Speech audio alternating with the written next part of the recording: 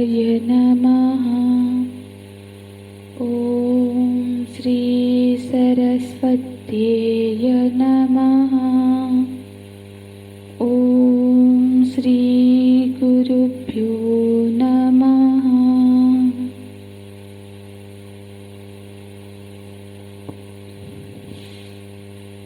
कार्पण्यदोषोपहतः स्वभावः पृच्छामि त्वं धर्मसम्मूढचेताः। यश्रेयः स्यान् निश्चितं ब्रूहि तन्मे। शिष्यस्तेऽहं साधिमां त्वां प्रपन्नम्। न हि प्रपश्यामि ममापनुद्यात् यच्छोकमुच्छोषणमिन्द्रियाणाम्। अवाप्य भूमा वसपत्नमृद्धं राज्यं सुराणामपि चाधिपत्यम्। राज्यं सुराणामपि चाधिपत्यम्। शिष्यस्तेऽहं साधिमां त्वं प्रपन्नम्। अर्जुन जी बोलते हैं, भगवान मैं आपके प्रति शिष्य भाव से उपस्थित हुआ हूँ। शिष्य माने शासनार्ह, शासन करने के योग्य हूँ। शिष्य बन गए माने अपनी बुद्धि में ये निश्चय हो जाए कि आप मेरे ऊपर शासन करो, साधिमाम। तो मतलब ऐसी वृत्ति बन जाए कि हम उनके शासन को स्वीकार कर ले। साधिमाम, साधिमाम के दो अर्थ होते हैं। एक तो आप मुझ पर शासन करिए और दूसरा होता है आप मुझे शिक्षित करिए। तो जब हमारे मन में यदि किंचित मात्र भी गौरव का भाव बना हुआ है कि मैं बुद्धिमान हूँ, मैं बड़ा हूँ, तब तक ये शिष्य भाव नहीं आया है। शिष्य भाव का अर्थ, साधिमाम का अर्थ है कि अब तो हम तृणवत बन गए। तृणवत मतलब जो घास का तिनका जैसे पड़ा है।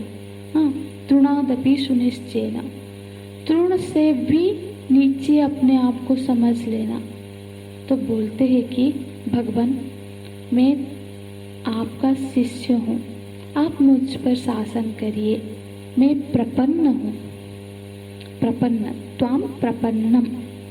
प्रपन्न माने आपके पाँव को पकड़ लिया है।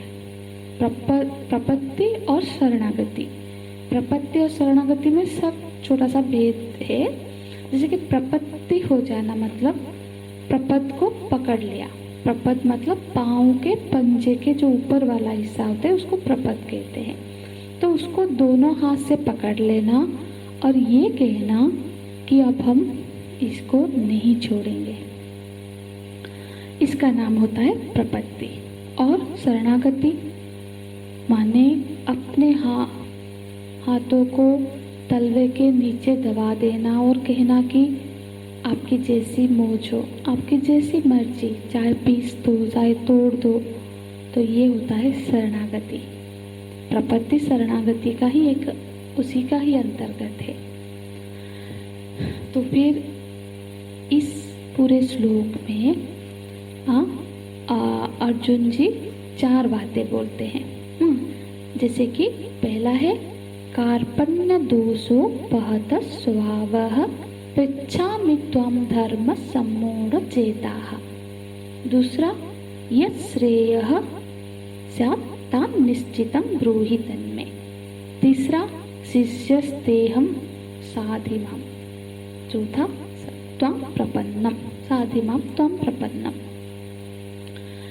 तो जो पहली बात में अर्जुन जी धर्म के विषय में पूछते हैं, दूसरी बात में अर्जुन जी अपने कल्याण के लिए प्रार्थना करते हैं, तीसरी बात में शिष्य बनते हैं और जो चौथी बात पर वो शरणागत हो जाते हैं।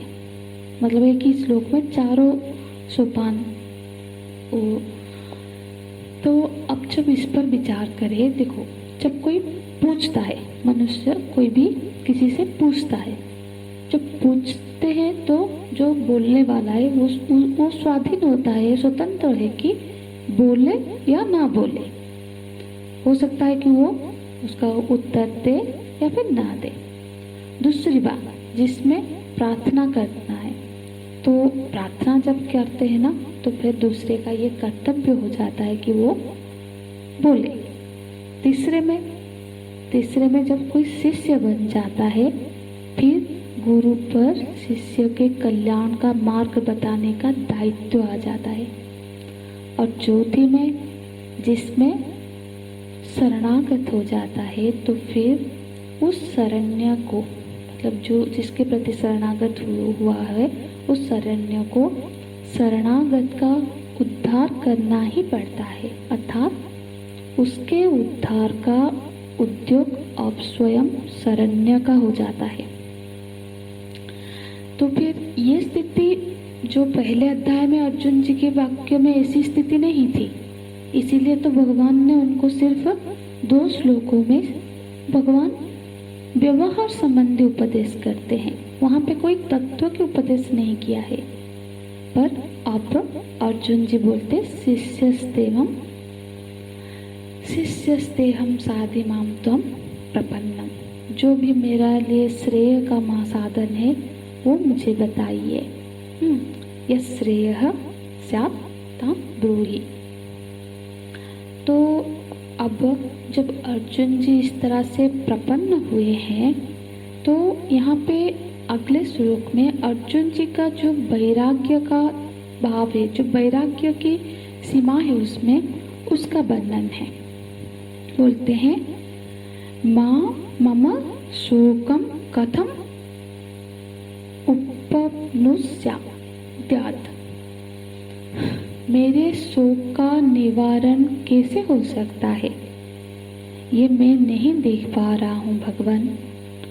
और वो शोक कैसा है, यहाँ जिस शोक है वो बोलते हैं कि ये जो शोक है वो मेरे इंद्रियाणम उच्छोषण, मेरे ये जो शोक का निवारण मुझे नहीं दिख रहा है, और ये जो शोक है वो मेरे इंद्रियों के सामर्थ्य को नष्ट कर रहा है।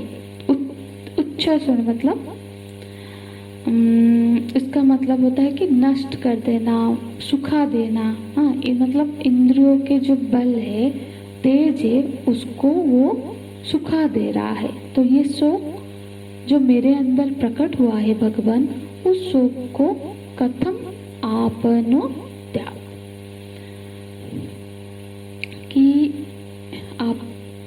आपनो त्याग का अर्थ होता है कैसे मैं निवारण करूं, कैसे निवारण इसका हो सकता है। माने मुझे वो साधन नहीं मिल रहा है जिसमें मैं अपने अंदर जो ये शोक पैदा हुआ है इसका निवारण कर सकूं। ये देखो हम लोग का भी ये अनुभव होता है ना कि जब कोई शोकग्रस्त हो जाता है तो ऐसा मालूम पड़ता है कि सारे इंद्रिय जैसे बिल्कुल शिथिल हो गए हैं, अंग शिथिल हो गए हैं, देखना कम हो जाता है, कुछ सुनाई भी कम पड़ने लगता है। तो ऐसी स्थिति अर्जुन जी की बन रही है कि वो बोल रहे हैं कि मेरे सारे अंग प्रत्यंग सब शिथिल हो रहे हैं। तो इसलिए बोलते अपाप्य भूमा बस पत्नम रुद्धम, अगर मुझे धन धान्य से संपन्न निष्कंटक राज्य मिल जाए तब भी मेरा इस शोक का निवारण नहीं हो सकता। यहाँ तक कि यह लोक की क्या बात है, इंद्रलोक मिल जाए तब भी मेरा शोक का निवारण नहीं होगा, मेरी चिंता का दूर नहीं हो सकता। तो इसीलिए आगे बोलते हैं कि अवाप्य भूमा अवाप्य, भूमि में अवाप्य मतलब प्राप्त हो जाना। कैसी भूमि की बात कर रहे, असपत्न वृद्धम। असपत्न मतलब ऐसा भूमि जो कि शत्रु से रहित हो, मतलब ऐसा साम्राज्य प्राप्त हो जाए जिसका कोई प्रतियोगी ना हो, जिसका कोई विरोधी ना हो, और रिद्धम, रिद्धम माने ऐश्वर्य, ऐश्वर्य संपन्न हो, मतलब ऐसा ही नहीं कि बंजर जमीन है, जहाँ खुशहाली हो, धन संपत्ति से भरा पूरा साम्राज्य हो, ऐसा निष्कंटक राज्य मिल जाए तब भी। ये तो क्या, और बोल रहे हैं कि सुराणामपि चाधिपत्यम राज्यम। सुराणाम मतलब स्वर्ग लोक के भी अधिपति बन जाऊं, वो भी अधिपत्य, उसका भी आधिपत्य यदि प्राप्त हो जाए, तब भी मेरे इस शोक का उपाय मुझे नहीं दिख रहा है। तो यहाँ पे वो अपनी स्थिति का, और साथ ही साथ मानो कि वो ये सब बता रहे कि मुझे प्रेय में मेरी समाधान नहीं दिख रही है, क्योंकि जो प्रेय का मार्ग है उसकी चरम सीमा यही है कि स्वर्ग राज्य मिल जाए, अखंड साम्राज्य मिल जाए, यही तो प्रेय की मार्ग है। पर प्रेय का चरम सीमा भी प्राप्त हो जाए तब भी मेरा ये शोक निवृत्त नहीं होने वाला है। इसीलिए भगवान श्रेय स्यात् तान् मे ब्रूहि, आप मुझे श्रेय का ही मार्ग बताइए। क्योंकि जैसे कि एक मतलब शोकस्य परम पारम तारयण, एक बार नारद जी ने भी ऐसा कहा था कि मैंने तो सारे वेद पुराण इतिहास अध्ययन कर लिया है, परंतु मैं शोकग्रस्त हूँ और हमको शोक से परे पहुँचना है। इसी तरह से अर्जुन जी यहाँ पे बोल रहे हैं कि मैं शोकग्रस्त हूँ और मुझे शोक से निवृत्ति का मार्ग बताइए, और वो प्रेय का मार्ग नहीं है, क्योंकि शोक से निवृत्ति तो श्रेय के मार्ग में ही संभव है। तो प्रकृत पदार्थ के प्राप्ति होने पर भी मेरा शोक दूर नहीं हो पाएगा, मैं उसमें कोई समाधान नहीं देख रहा हूँ। ऐसा कहने के बाद अर्जुन जी ने क्या किया, इसका वर्णन संजय जी आगे के 2 श्लोक में बोलते हैं, जो कि हम सोमवार की कक्षा में देखेंगे। हरि ओम तत्सत। ओम पूर्णमदः पूर्णमिदं पूर्णात् पूर्णमुदच्यते पूर्णस्य पूर्णमादाय पूर्णमेवावशिष्यते। ओम शांति शांति शांतिः। हरिः ओम श्री गुरुभ्यो नमः। हरिः ओम।